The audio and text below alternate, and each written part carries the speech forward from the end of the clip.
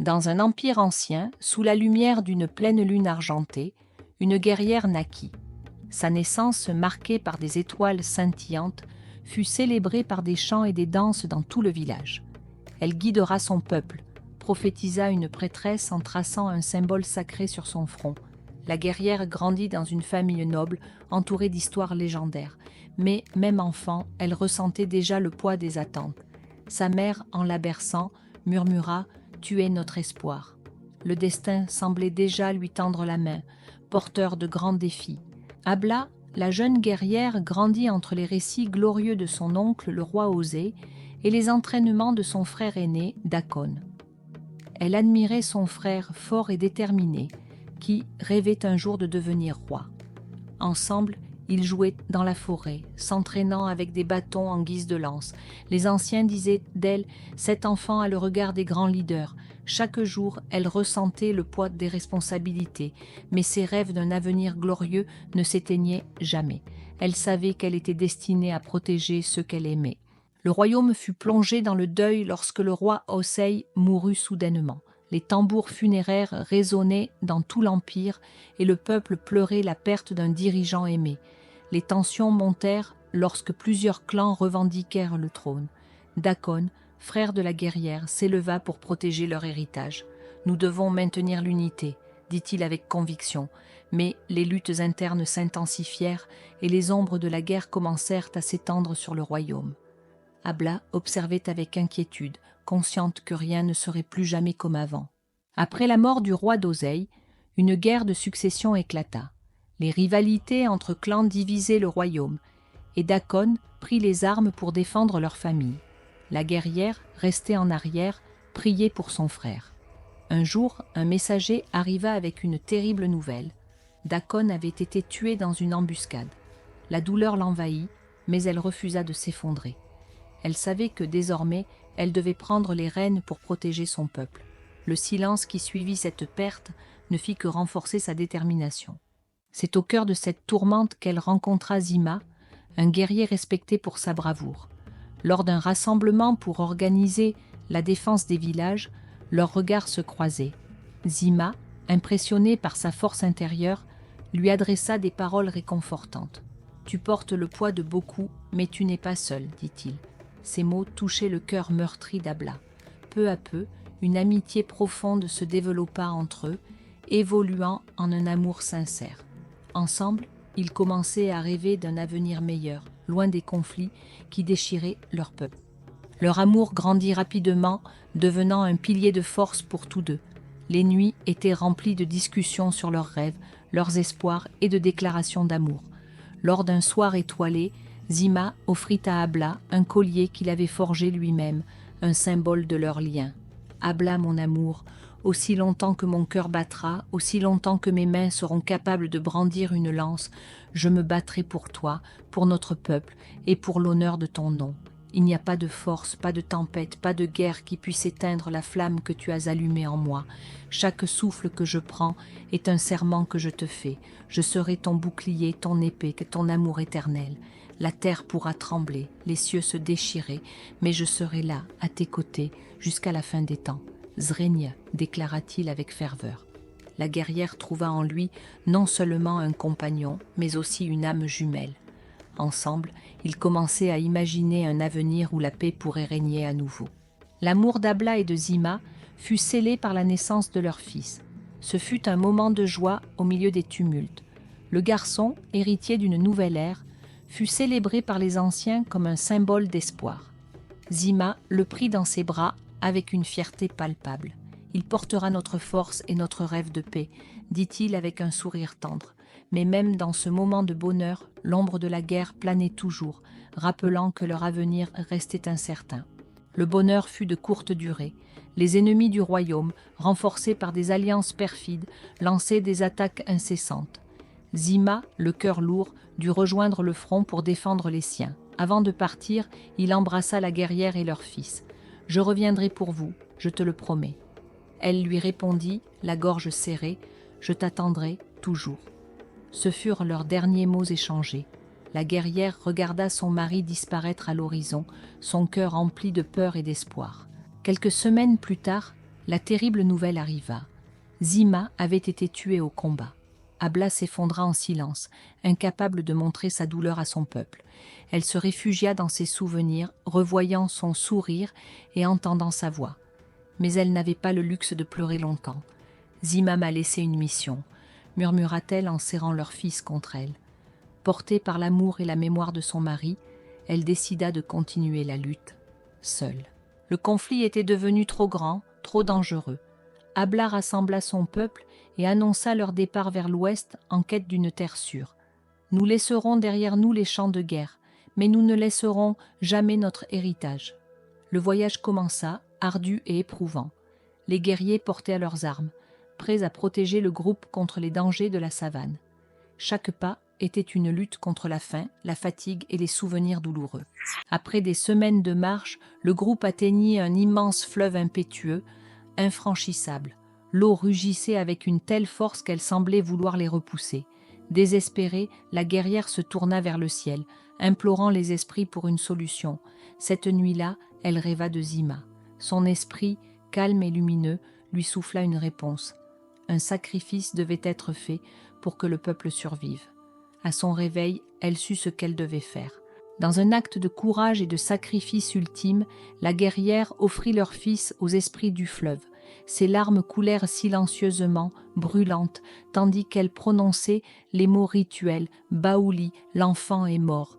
La douleur déchira son cœur, chaque syllabe semblant arrachée de ses entrailles. Le fleuve, comme par miracle, se calma, permettant à son peuple de traverser en sécurité. Le cœur brisé mais déterminé, elle marcha en tête de la colonne, portant le fardeau de son choix, le poids insupportable d'un sacrifice qui marquerait à jamais son âme. Son peuple, sauvé par cet acte héroïque, lui voua une loyauté éternelle. Ce geste fit naître le nom Baoulé pour désigner son peuple. Baouli, signifiant « l'enfant est mort », est devenu un symbole de résilience, de loyauté et du sacrifice ultime de la reine. En mémoire de ce sacrifice, le peuple se fit appeler ainsi, honorant à jamais le courage de leur reine et la mémoire de l'enfant perdu dans ce geste sacré. Après le sacrifice, la guerrière traversa le fleuve avec son peuple, mais chaque pas semblait arracher un morceau de son âme. Ses bras vides lui rappelaient son fils, et ses pensées tournaient autour de son rire et de son sourire qu'elle ne reverrait plus jamais. Elle s'effondra un soir, loin des regards, et hurla sa douleur dans la nuit. Pourquoi tout m'a été pris? Ses larmes coulèrent jusqu'à épuisement. Pourtant, à l'aube, elle se releva. Pour eux, je dois continuer, murmura-t-elle en regardant son peuple endormi. La nuit suivante, la guerrière rêva à nouveau de Zima. Son esprit apparut au milieu d'une lumière douce et chaleureuse. « Ton sacrifice ne sera pas vain, » lui dit-il, son regard rempli d'amour et de tristesse. « Notre fils veille maintenant sur vous, mais tu dois vivre pour eux. » Ces mots résonnèrent dans son cœur comme un rappel qu'elle portait encore la responsabilité de son peuple. À son réveil, elle serra la médaille que Zima lui avait laissée et trouva une force nouvelle dans sa douleur. Après des jours de marche depuis l'actuel Ghana, la reine et son peuple arrivèrent dans une vallée fertile, verdoyante, entourée de montagnes protectrices, sur ce qui est aujourd'hui l'actuelle Côte d'Ivoire. Là, la guerrière annonça qu'il bâtirait une nouvelle terre, loin des guerres Bochontom et des pertes. Mais sa voix se brisa lorsqu'elle parla de son fils, et des larmes coulèrent malgré elle. « Je vous ai mené ici parce que sa lumière nous guide encore. À travers ma douleur, je vous promets un avenir meilleur. » Ces paroles touchèrent profondément son peuple, qui la proclama reine. Ce jour-là, elle accepta son nouveau rôle avec un cœur lourd, mais un esprit indomptable. Sous sa direction, le peuple commença à construire un nouveau royaume. Des maisons furent érigées, des champs cultivés et des fortifications bâties. Mais la reine, bien qu'active, semblait souvent ailleurs. La nuit, elle veillait seule au sommet des collines, parlant doucement à son fils et à Zima dans le vent. « Je porte cette lourde croix pour vous, pour l'amour que j'ai perdu, et pour l'espoir que je ne peux abandonner, » murmurait-elle, sa voix brisée mais résolue.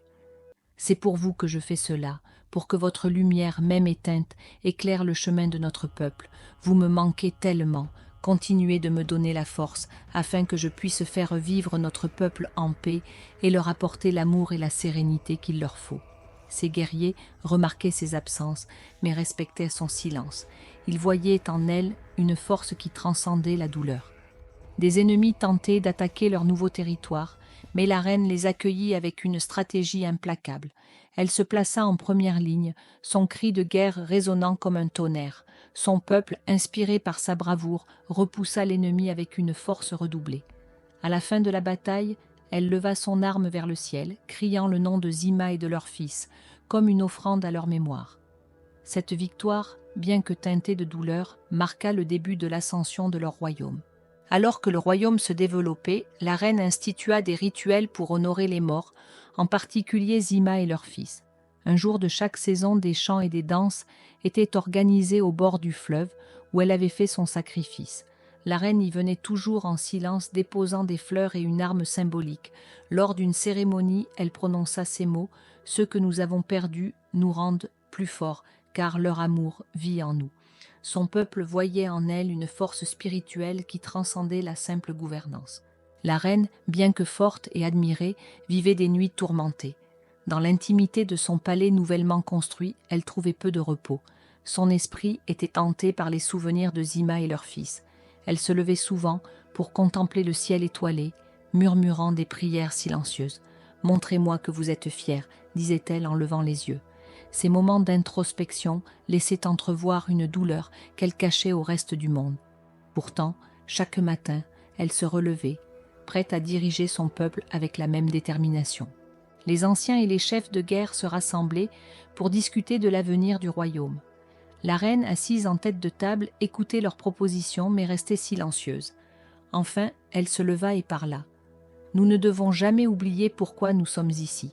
Ce royaume est né du sacrifice, et chaque décision doit honorer cela. » Ces paroles, empreintes d'une sagesse durement acquise, inspiraient un silence respectueux.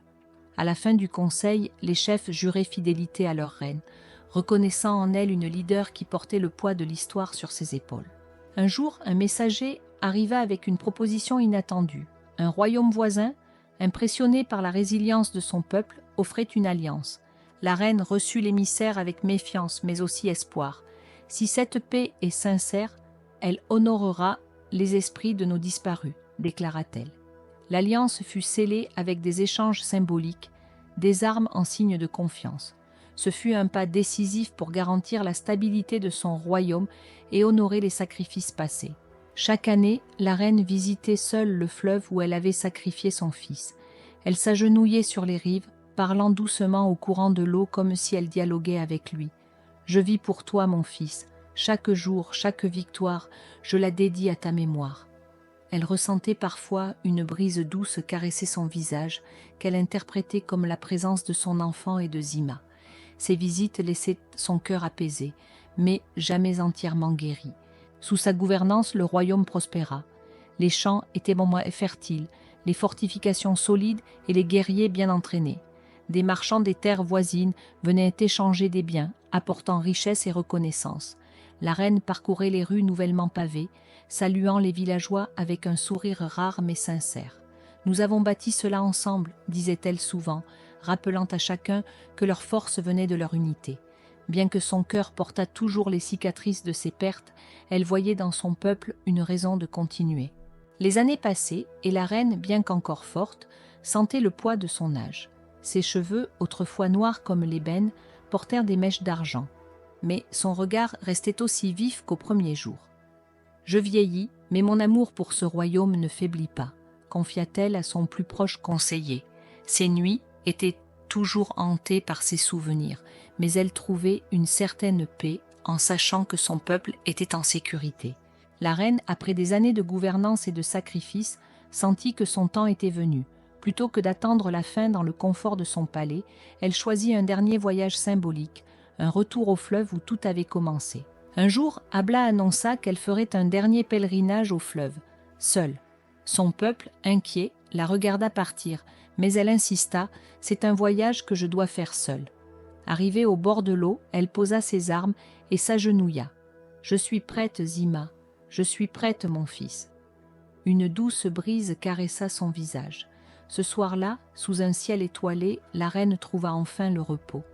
Elle quitta ce monde en paix, laissant derrière elle un royaume fort et une légende qui vivrait pour toujours. La reine partit avec la dignité d'une légende. Après son dernier souffle au bord du fleuve, son peuple la retrouva paisible, son visage reflétant une sérénité qu'elle n'avait jamais montrée de son vivant. Le silence qui suivit sa mort fut chargé d'un respect sacré. « Elle nous a tout donné », murmura l'un de ses guerriers. Son corps fut ramené avec soin, accompagné par des chants de deuil empreints d'amour et de gratitude. Les femmes du royaume, inspirées par sa vie, prirent la tête des cérémonies, rappelant que sa force vivait désormais en elles. Les femmes du peuple, inspirées par leur reine, devinrent des modèles de bravoure, de loyauté et d'amour profond. Elles se levaient pour défendre leur terre, pour guider leur famille avec sagesse et pour protéger l'héritage précieux de la reine. Chaque fille qui naissait dans le royaume grandissait avec la certitude qu'elle portait en elle une parcelle de la force et de la douceur de cette femme légendaire. La reine, fidèle à son amour jusqu'à la fin, avait transmis à son peuple l'art d'aimer avec intensité, d'aimer profondément et sincèrement. Elle incarnait l'harmonie et la paix, des valeurs qu'elle chérissait et qu'elle avait offertes comme un trésor à son peuple. La paix, forgée par ses sacrifices, permit aux générations suivantes de prospérer dans la tranquillité et la dignité. Les valeurs qu'elle avait transmises, le courage, la détermination, la loyauté, la douceur et l'amour sincère et profond devinrent les fondations immuables du peuple baoulé. Des générations passées, mais le nom de la reine resta gravé dans chaque pierre du royaume, dans chaque récit transmis autour des feux de camp. Les anciens racontaient son sacrifice avec des larmes dans les yeux. Les enfants récitaient son histoire dans leurs jeux. Elle nous a donné la paix et nous marcherons toujours dans ses pas, disait-on avec fierté. Les baoulés se voyaient comme les gardiens de son héritage, toujours fidèles à ses valeurs et reconnaissants de l'avoir eu comme guide. Sur une grande stèle érigée près du fleuve, les mots de la reine furent gravés. Ceux que nous avons perdus nous rendent forts, l'amour que nous leur portons les rend immortels. Son peuple récite ces mots lors de chaque cérémonie importante. Merci à notre reine qui a veillé et veille encore sur nous depuis les cieux, disent les anciens. Les femmes, les guerriers et les enfants ressentent sa présence dans chaque victoire et chaque moment de paix.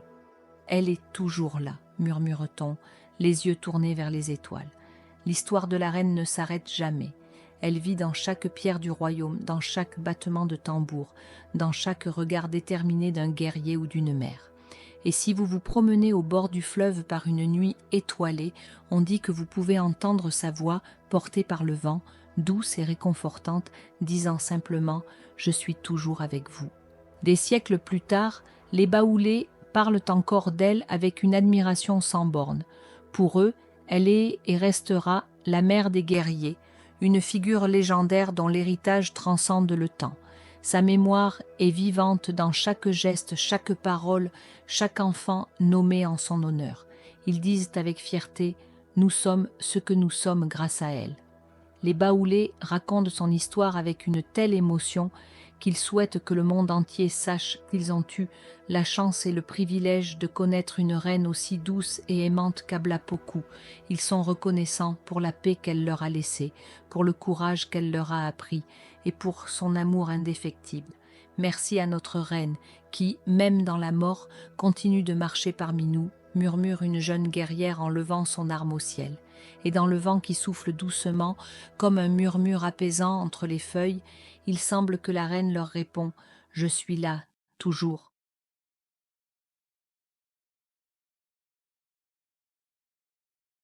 Merci d'avoir regardé cette vidéo jusqu'au bout.